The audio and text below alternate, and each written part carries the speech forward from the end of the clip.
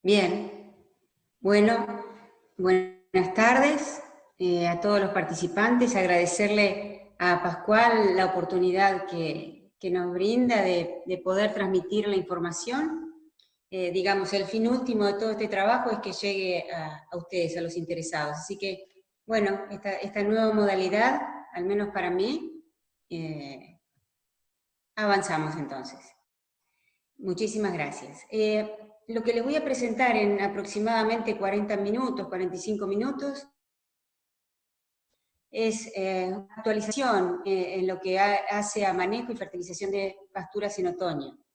Lo que me pidió Pascual es que pongamos el foco en las cuestiones que hay que decidir en el manejo de pasturas hoy, ¿sí? Saliendo del verano en las condiciones actuales. Para eso, a modo de introducción, les quiero presentar cuáles son los que nosotros consideramos que son los nuevos techos productivos en ambientes ganaderos de la región pampeana.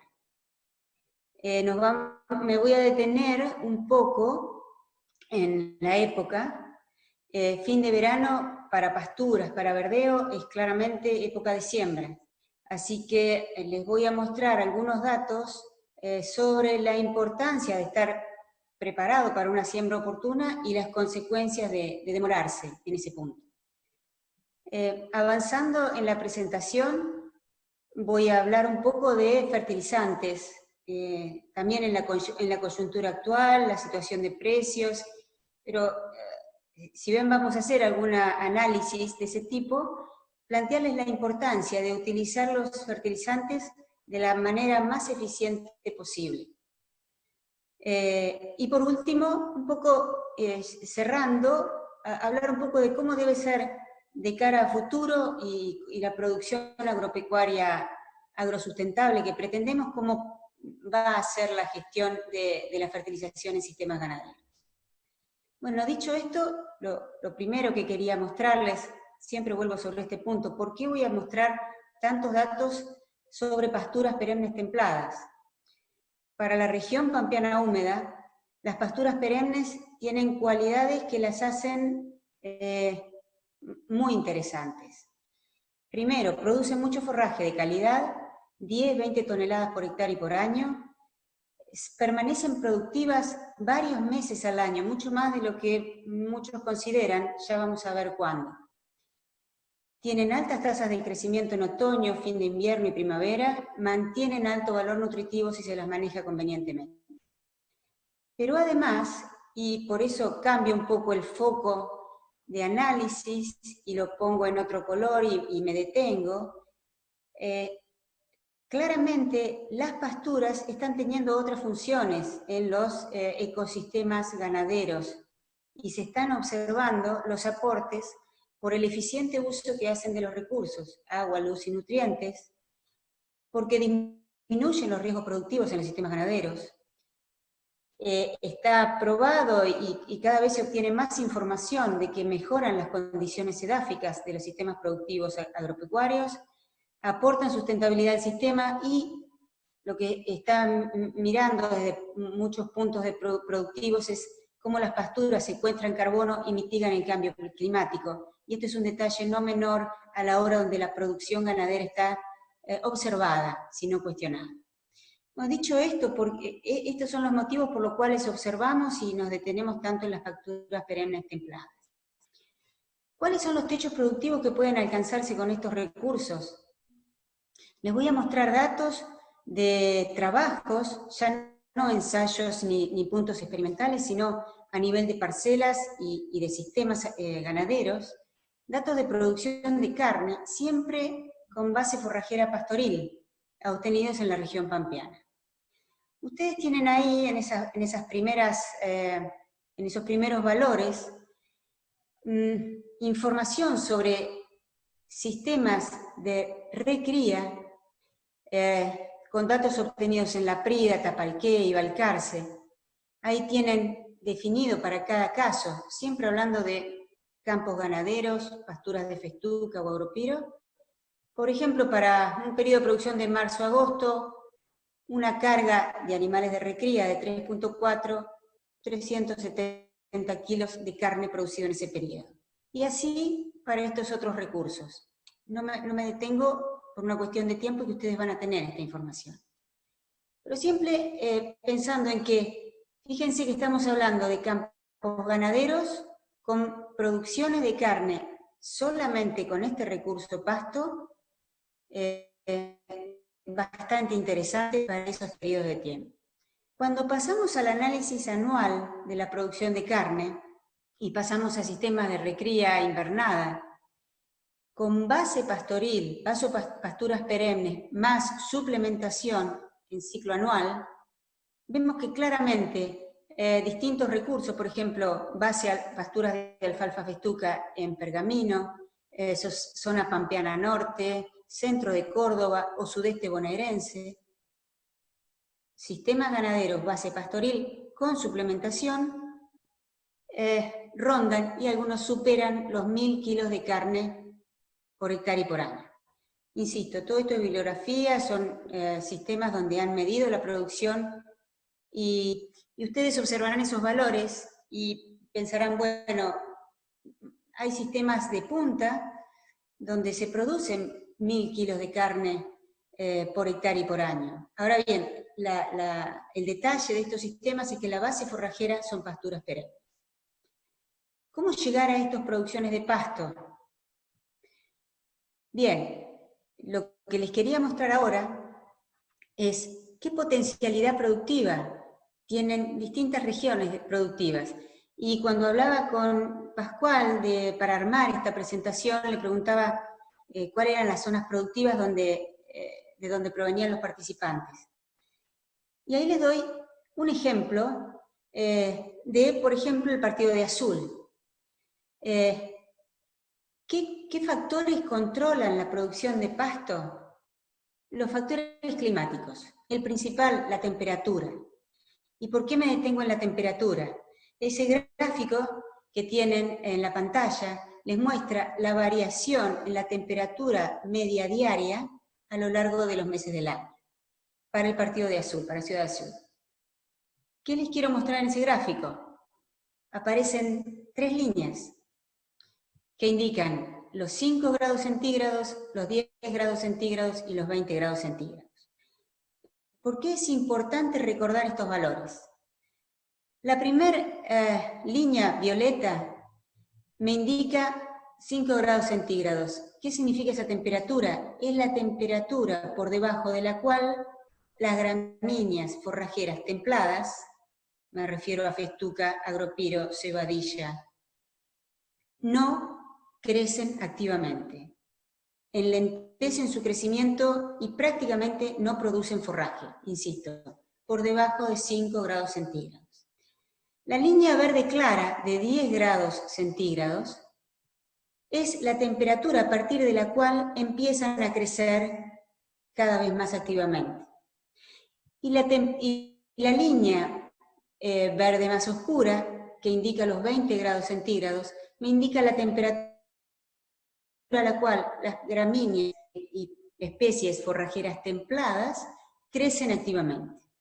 ¿Qué nos dice este gráfico? Bien, hay momentos del año donde las pasturas pueden crecer y momentos del año donde las temperaturas están por debajo de 10 grados y limitan severamente la producción de forraje. ¿Cuál es el otro factor que controla la producción de pasto? El agua.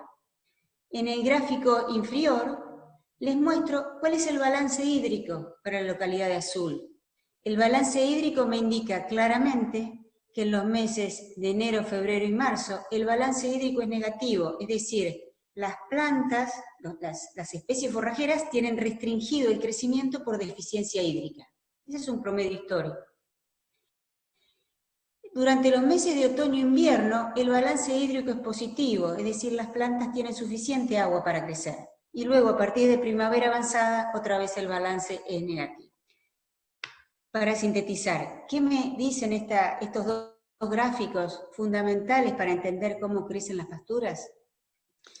Ahí aparecen 2 líneas verdes, y estas líneas verdes me dicen que para la localidad de Azul y las condiciones climáticas promedio históricas, las pasturas pueden crecer activamente entre marzo y mayo, y a partir de fin de agosto, septiembre, octubre y noviembre. Bien, si esto está claro, entonces, con las precipitaciones, la cantidad de milímetros de lluvia que tenemos para el partido de Azul, por ejemplo, y considerando este valor que aparece a la derecha, 10 a 20 kilos de pasto, kilos de materia seca por milímetro de lluvia, es la eficiencia de uso del agua de estas forrajeras templadas, ¿sí? Si nosotros consideramos esa eficiencia de conversión, la lluvia en pasto, tenemos que para Azul, con 500 milímetros de lluvia caída en esos periodos térmicamente amigables, por decirlo de alguna manera, podemos esperar entre 5.000 y 10.000 kilos de materia seca producida por hectárea y por año. Ustedes se preguntarán, ¿por qué es tan amplio el rango? Esa es la diferencia entre un mal manejo y un buen manejo de la pastura, ¿sí? Pero esos son los valores alcanzables en base a la información climática. Y si esto se convierte en carne, estamos hablando de, solo para estas pasturas templadas, gramíneas tipo festuca, una producción de carne teórica de 430 a más de 600 kilos de carne por hectárea y por año. Este valor teórico hipotético que surge en base a modelos de crecimiento, en base a las condiciones meteorológicas o climáticas, van de la mano con el gráfico que les presenté inicialmente. Efectivamente, estas pasturas tienen esos potenciales de producción de carne o leche. ¿A qué me refiero cuando hablo de buen manejo? Pascual me comentó que todos los que iban a intervenir estaban bien empapados en lo que era manejo. No me voy a detener mucho, pero aquellos que no lo tengan en mente, lo que queremos cosechar de estas pasturas o verdeos es hoja de calidad. Recuerden, yo sé que muchos de ustedes ya lo saben, que estas gramíneas templadas pueden sostener 3 hojas vivas.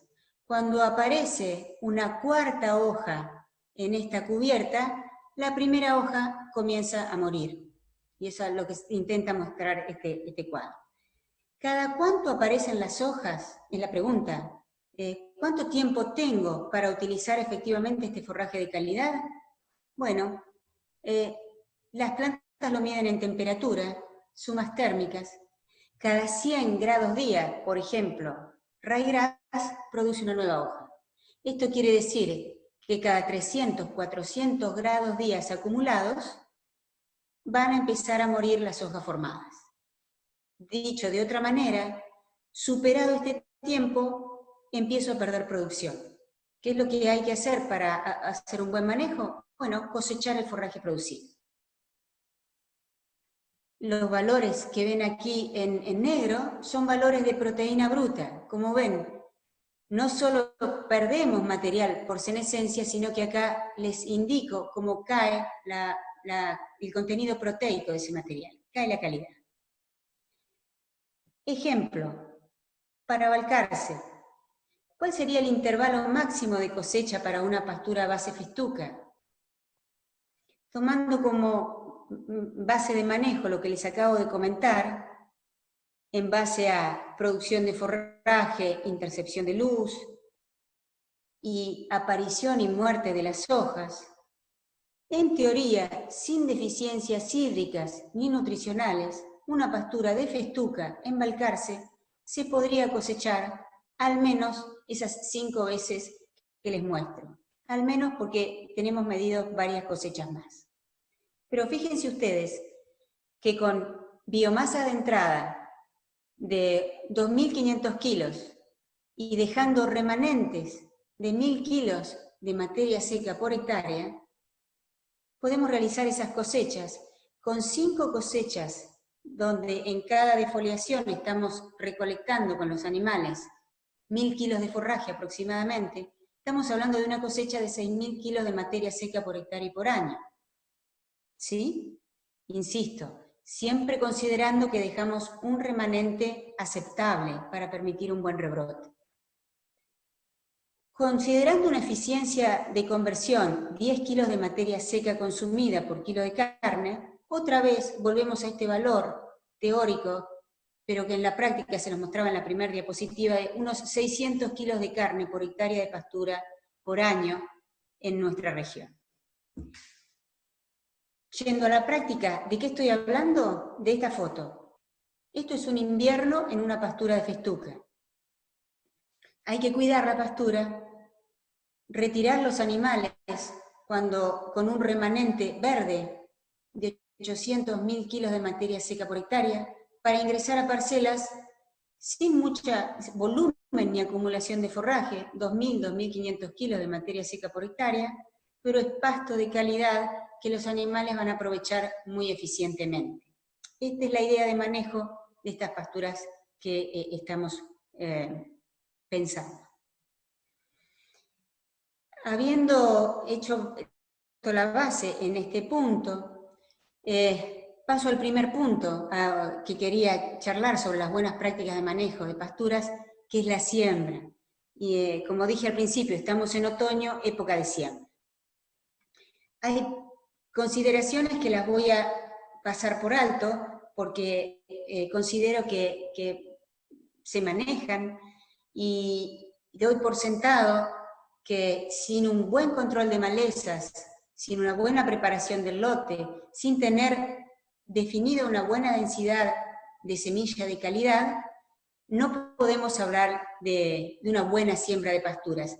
Y hoy voy a comentarles fundamentalmente este punto: fecha de siembra. ¿Cuál es el problema de no estar preparados para sembrar en fecha? Les voy a mostrar datos que cuantifican la disminución en la producción invernal de un verdeo como raigrasa anual por retrasar la fecha de siembra, y adicionalmente qué pasa si además hay deficiencia nutricional en el abastecimiento de nitrógeno.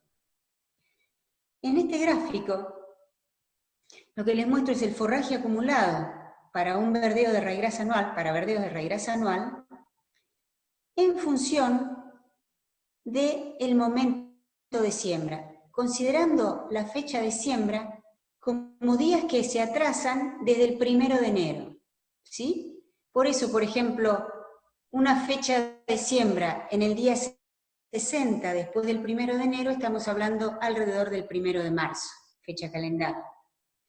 Fíjense ustedes, donde hay distintos puntos, los oscuros sin deficiencias nutricionales, los más claros con deficiencias nutricionales, nitrogenadas, y para un par de años, 2002 y 2003, ¿qué pasa? Como a medida que se demora la fecha de siembra, se atrasan de esta primera semana de marzo, empieza a caer la producción de forraje que podemos esperar de ese verdeo. ¿Cuánto? En promedio, 61 kilos de materia seca por día de retraso desde ese 1 de enero. Los ensayos en diversos años muestran desde más de 90 hasta unos 50 kilos de materia seca, dependiendo del sitio, el año, la condición hídrica. Pero independientemente de esto, estos modelos nos muestran cómo demoras de un mes en la siembra nos están restringiendo la producción 1 o 2 toneladas de forraje producido. ¿A qué me refiero con esto? ¿Cómo se retrasa el primer pastoreo? Retrasándose la fecha de siembra. Fíjense ustedes que aquí les muestro, para realizar un primer pastoreo conveniente, desde el día de siembra, la planta debe acumular, para crecer, formar 3 hojas, iniciar el macallaje y comenzar un activo crecimiento de raíces. La planta debe acumular 600-700 grados día. Ahí les muestro distintas localidades de la provincia de Buenos Aires. Y ahí les muestro las temperaturas, las sumas térmicas de estas localidades, descontando esa temperatura base de 5 grados, por debajo de la cual la planta no crece, no censa la temperatura. Entonces, fíjense que con siembras de los primeros días de marzo, en 50 a 60 días, en cualquiera de estas localidades, estas siembras, estas plantas, acumulan 600, 700 grados días de crecimiento. Es decir, para siembras de primeros días de marzo, en los últimos días de abril, teóricamente las plantas deberían estar en condiciones de soportar una primera defoliación adecuada. Ahora, si las siembras se registran posteriormente, en mayo, por ejemplo, observen que la suma térmica, o los días requeridos para llegar a esta suma térmica de 600, 700 grados, son 80, 90 días. Y la primera utilización se desplaza hacia fin de agosto, primer día de septiembre. Entonces, por ejemplo, siembras, esto es un colega, Fernando Guenaga, me facilitó estas fotografías para una pastura de alfalfa festuca en Maipú, provincia de Buenos Aires. Fíjense, con una siembra del 5 de abril, realizó el primer pastoreo el 30 de mayo. Un segundo pastoreo en agosto y un tercer pastoreo fin de septiembre. Esa fue la utilización de la pastura en el año de implantación. Efectivamente, las diferencias por siembras oportunas versus siembras tardías son contundentes. ¿Cuál es la diferencia entre sembrar en fecha óptima o tardía? Más allá de este atraso, no poder aprovechar el forraje producido durante el invierno, hay que pensar en trasladar la primera utilización a la primavera. Estas pasturas basegramíneas, perdemos una producción de alrededor de 2 toneladas por hectárea y tenemos mayores riesgos de establecimiento de estructura. Aquí surge una pregunta, entonces, ¿qué pasa con esa consideración instalada de que la pastura hay que utilizarla poco el primer año y que para amortizar el costo de una pastura necesitamos varios años de producción? ¿Se puede afrontar el costo de siembra o cubrir el costo de siembra de una pastura en el primer año de producción? Aquí tenemos datos de pasturas de Agropiro festuca, de la producción en el primer año de implantación en la pampa deprimida, y fíjense estas dos cubiertas, Agropiro o festuca, es donde les muestro los días de pastoreo, la categoría en pastoreo, el peso de los animales, la carga animal, la ganancia de peso y la producción de carne en el año de implantación.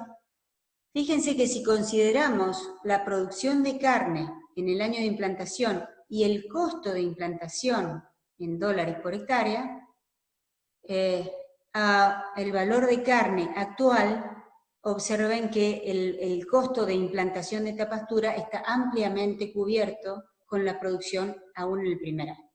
El otro punto que quería comentarles rápidamente, información recientemente publicada en una tesis de maestría por la ingeniera Iturrarte Elortegui, una tesis de maestría de Balcarce, donde evaluó de manera muy interesante cuál es el efecto del anegamiento sobre la implantación en campos ganaderos de pasturas como Agropiro.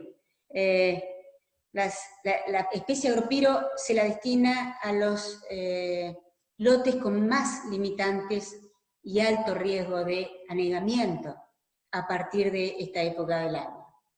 Lo que evaluó la ingeniera Iturralde Elortegui es qué pasaba si ocurría un anegamiento con una cubierta de Agropiro en un estado inicial de implantación, 3 hojas vivas emergidas, o un estado posterior, o sea que el anegamiento ocurriese avanzado unos días más, con 5 hojas ya establecidas. ¿Qué observó en este estudio? En este estudio el Agropiro, que ya había instalado 5 hojas post siembra, el tratamiento, se evaluaron 3 tratamientos. 14 días de crecimiento con las plantas a capacidad de campo, 14 días de crecimiento con agua, con la mitad de la planta bajo inmersión, sumergida, o 14 días del mismo tratamiento, pero con las plantas completamente cubiertas de agua, insisto, con esas 5 hojas desarrolladas ya sobre el suelo. ¿Qué observaron en esta tesis? Una vez que se retiró el agua y pasaron 14 días que se pudo recuperar la planta, las plantas que tuvieron esas 2 semanas a capacidad de campo siguió creciendo y vivieron el 100% de las plantas establecidas. Las plantas de agropiro que estuvieron sumergidas a la mitad de su cubierta 15 días bajo agua, también siguió creciendo y sobrevivieron el 100% de las plantas.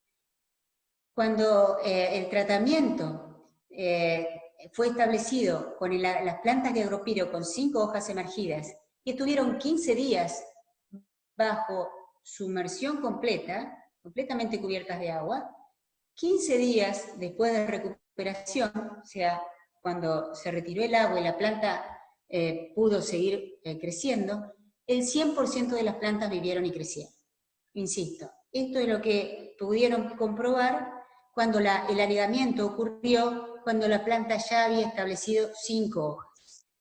Pero ¿qué fue lo que pasó cuando el anegamiento ocurre antes, cuando la planta apenas tenía 3 hojas vivas sobre el suelo? Es decir, un estado temprano de establecimiento. Bueno, para los mismos tratamientos, una vez superado ese periodo de anegamiento y dándole a la planta otras 2 semanas de recuperación, las plantas que no habían estado sumergidas siguieron creciendo y vivieron el 100% de las plantas. Las plantas, aún con 3 hojas que habían soportado un anegamiento que cubría la mitad de la planta, no tuvo problemas, creció y vivieron el 100% de las plantas. Pero cuando el anegamiento ocurría tempranamente, con 3 hojas sobre la superficie, y las plantas estuvieron 15 días totalmente sumergidas, solo sobrevivieron el 30% de las plantas y esta pastura no creció luego de retirársela. En síntesis, si estamos pensando en terrenos ganaderos, sembrando una pastura de agropiro, vemos que deberíamos tratar de anticipar lo máximo posible la fecha de siembra para tratar de evitar o escapar a los periodos donde comienzan a registrarse anegamientos en este tipo de terrenos. Habiendo visto esta reseña de los últimos datos que tenemos disponibles sobre el impacto de adelantar o sembrar en fecha apropiada estas cubiertas, paso a la última parte, donde vamos a hablar un poco de cómo manejar la fertilización en estos sistemas. Siempre comento, introductorio, que para establecer qué nutrientes requieren las plantas, para establecer si necesitan o no fertilización, debemos conocer el ambiente, qué aporta el suelo, si existen leguminosas que fijen nitrógeno, si hay suplementación en el sistema que aporte materia orgánica o nitrógeno al sistema, y en base a este balance determinar la cantidad de fertilizante a aplicar. Recuerden que cada ambiente tiene potenciales productivos diferentes y el abastecimiento de nutrientes debe ser acorde a la capacidad productiva de cada ambiente. Por eso ahí hablo de distintas productividades y qué cantidades de nutrientes van a necesitar esas pasturas. Van a ser diferentes las cantidades suministradas si estamos hablando de lomas con especies medias lomas o bajos con limitantes productivas y menor capacidad de producción de forraje. Sin lugar a dudas, el concepto general es cuanto mayor sea el techo productivo, cuanto mayor sea el potencial productivo, mayor va a ser la demanda de nutrientes. Eso para todas las especies es el denominador común, y para generalizar y hacer cuentas fáciles, podemos decir que todas estas especies forrajeras templadas que estamos hablando hoy, desde alfalfa, pasando por las gramíneas, festuca, agropiro, hasta un verdeo anual, cebadilla, raigrás o avena, estamos pensando en un requerimiento de 2 a 3 kilos de fósforo por tonelada de materia seca y 20 a 30 kilos de nitrógeno por tonelada de materia seca producida. Esta demanda nutricional va a tener que ser suministrada principalmente por el suelo. También me detengo en este punto. La región pampeana húmedo y sobre todo el sur, sudoeste bonaerense tienen niveles de materia orgánica que deberíamos aprovechar el suministro de nutrientes que nos ofrece este pool. También deberíamos considerar la fijación simbiótica de nitrógeno que ofrecen las leguminosas y a partir del balance entre las ofertas y la demanda, calcular la cantidad de fertilizante que se requiere. Avanzando, sin detenerme demasiado, porque ustedes van a tener este material, son las cantidades de nitrógeno que se pueden esperar de distintas especies leguminosas. Esa es la fijación simbiótica. ¿Cuánto nitrógeno capturan estas especies forrajeras leguminosas? Ahora bien, estos 200, 100 kilos de nitrógeno fijado por estas plantas, ¿están disponibles para el resto de las especies que producen forraje? No necesariamente. Hay una multiplicidad de factores que hacen que esta fijación se refleje parcialmente en la disponibilidad de nitrógeno del sistema.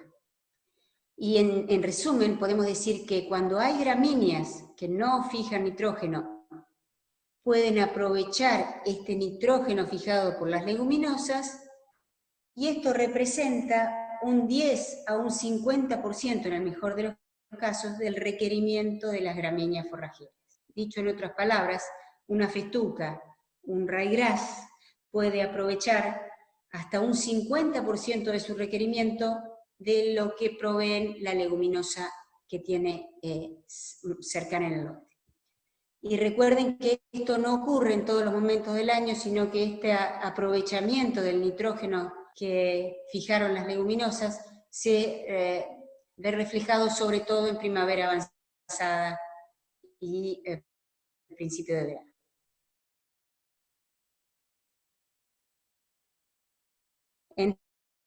Entonces, cada vez va a ser más importante considerando lo que dije al principio. Esta es una fuente natural de nitrógeno para el sistema. Ahora bien, variable.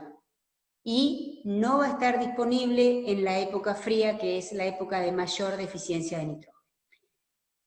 Dicho esto, vamos a hablar rápidamente de diagnóstico. Esta es una foto que siempre muestro, que es un ryegrass anual, salida del invierno, con un importantísimo manchoneo. Las áreas más verdes me muestran los manchones de orina, que es la forma en que el animal devuelve ese nitrógeno consumido por el forraje que consumió. ¿Sí? Este claramente es un manchón de orina, este es otro manchón de orina, y este es un sector del ryegrass anual que solo tiene aporte de nitrógeno del suelo. Entonces el primer día recorriendo este lote es visual. Este lote de ryegrass está produciendo a la mitad o a la tercera parte de su potencial por una severa restricción en la oferta de nitrógeno. Si bien esto lo podemos ver a simple vista, productivamente estamos llegando tarde para corregir esta deficiencia. Debemos, para anticiparnos a estas correcciones, estas deficiencias nutricionales, debemos trabajar con análisis de suelo, que ustedes todos conocen, esta herramienta. Podemos trabajar con análisis de planta, con otras metodologías más modernas, en las cuales no me voy a detener hoy, simplemente se las quería mencionar para que recuerden que están disponibles, así como se usan mucho más, no todo lo que sería necesario, pero se usa mucho más en cultivos agrícolas, las mismas consideraciones son las que se pueden aplicar al manejo de pasturas y verderos. Yendo concretamente entonces al primer de los nutrientes que en la región que nos ocupa presentan más limitaciones, que es el fósforo. Esto ustedes ya lo conocen, simplemente muestro información actualizada que se presentó en el último simposio de Fertilizar, y me muestra la distribución de los niveles de fósforo Bray en el horizonte superficial en suelos con historia agrícola de la región pampeana. Si bien ahí no está el punto de color, pero en los campos ganaderos de la región sudeste y sudoeste, podemos esperar disponibilidades de fósforo de 0 a 10, como dice ahí en los casos más severos, o algo superiores, pero claramente muchas veces deficitarias para las producciones que les mostraba al principio de la charla. Entonces, la fertilización con fósforo es una práctica recomendada. De todos modos, analizar el suelo nos permite discriminar muchas cosas. En este gráfico les muestro información que ya tiene muchos años, pero que nos dice, por ejemplo, para una pastura de alfalfa, cuál será la acumulación de forraje en función de la disponibilidad de fósforo en el suelo. Fíjense que hasta 20 partes por millón de fósforo en el suelo, la respuesta es lineal, es decir, cuanto más fósforo disponible hay en el suelo, mayor va a ser la producción de forraje. Con bajos niveles de fósforo en el suelo, y me refiero a niveles de 3, 4, 5 partes por millón, la productividad forrajera está severamente limitada. Por encima de 20, ya la deficiencia está salvada.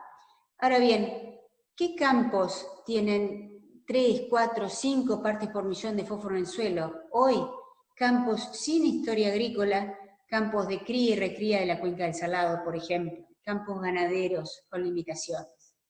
¿Qué campos tienen abastecimientos altos a muy altos de fósforo en el suelo? Tambos, lotes con mucha historia agrícola. Con lo cual, no todos los campos ganaderos requieren la misma dosis de fertilización. No me detengo en este punto, simplemente les muestro bibliografía o datos locales, estos son Balcarce, respuesta a la fertilización fosfatada en alfalfa, y les muestro la producción acumulada de esta pastura en 4 años. ¿Por qué se lo muestro en 4 años? Porque para hablar de fósforo hay que hablar de efecto residual, no solo del efecto anual o estacional, sino el efecto en varias campañas. En este gráfico les muestro en verde las barras, la producción de forraje, cómo se incrementa en un suelo con una disponibilidad de fósforo de 6, 7 partes por millón, cómo se incrementa la producción de forraje de esta pastura de alfalfa a medida que se incrementa la dosis de fósforo aplicado a la siembra, inicialmente. Los números son las respuestas que hay en kilos de carne, y los números rojos sobre las barras son los kilos de carne producidos en respuesta a cada kilo de fósforo aplicado. Después vamos a hablar de cuánto cuesta hoy un kilo de fósforo. Hoy un kilo de fósforo cuesta $2, $2.25, y un kilo de carne se lo van a poner ustedes, pero algo más de 80 pesos. Con lo cual, saquen las cuentas luego, después vamos a hacer algún número, pero el retorno por peso o dólar invertido en fertilización fosfatada es altamente recuperado. Y esto no lo digo solo en esta coyuntura, sino que históricamente es así. ¿Cuál es el nivel crítico de fósforo en el suelo, entonces? Para simplificar, bueno, reelaboraciones de datos y publicaciones recientes nos dicen que niveles de 18 partes por millón de fósforo en el suelo nos indican una adecuada disponibilidad de fósforo para estas pasturas, para alfalfa, que es la que mayor requerimiento de fósforo tendría. Y les dejo estos ejemplos para que jueguen con algunos valores y vean, por ejemplo, cuál es la necesidad de fertilización si buscamos, por ejemplo, si tenemos un suelo con 5 partes por millón de fósforo en el suelo, eso es lo que nos dice el análisis de fósforo Bray, y queremos producir unas 15 toneladas de alfalfa, la necesidad de fertilización hipotética teórica, insisto, es un ejemplo, un cálculo para mostrarles en la presentación. Si solo queremos abastecer esa pastura de alfalfa, estaríamos una necesidad de fertilización anual de unos 150 kilos de superfosfato aplicados. Ahora bien, si además de, si el nivel de fósforo en el suelo, si tenemos lotes con mayor suministro de fósforo, como ven ustedes, la necesidad de fertilización cada vez es menor. Ahora bien, si no solo queremos abastecer esa pastura de alfalfa, sino que queremos aportar fósforo al suelo y levantar ese nivel de fósforo bajo, ¿no? Aquí vemos opciones de producción bajo corte o bajo pastoreo. Bajo pastoreo, recuerden que hay algo de devolución importante de fósforo al sistema, de nutrientes al sistema. Fíjense que si queremos empezar a levantar esos niveles de fósforo en el suelo, las dosis a aplicar van a ser mayores, pero lo que quería mostrar es que tampoco son extremadamente ni insostenibles para un sistema productivo ganadero. Les dejo esta información y quedo abierto a preguntas al tema. Ahora bien, en la última parte, hablar de cuánto, para terminar con fósforo, cuándo y cuánto fertilizar con fósforo. Recuerden, si necesitan o requieren pasturas de alta producción y tienen niveles de fósforo en el suelo menores a 15 partes por millón, están en condición de deficiencia y es necesario fertilizar. ¿De qué va a depender la dosis? De la especie que siembren, del ambiente, del manejo que hagan del pasto, es decir, del rendimiento esperado. Eso si están pensando en pasturas leguminosas o base leguminosa. Si ustedes están pensando en pasturas consociadas, donde también hay gramíneas forrajeras, además de pensar en fósforo, tienen que pensar en ajustar el suministro de nitrógeno. ¿Y qué es lo primero que tienen que mirar? ¿En qué suelo están posicionados? En esta gráfica les muestro qué pueden esperar de sus suelos a lo largo del año en cuanto a mineralización, oferta de nitrógeno edáfico. Y ahí tienen dos curvas, una curva continua y una curva punteada, y hace referencia a dos tipos de suelo. Un suelo con más alto contenido de materia orgánica y un suelo orgánico.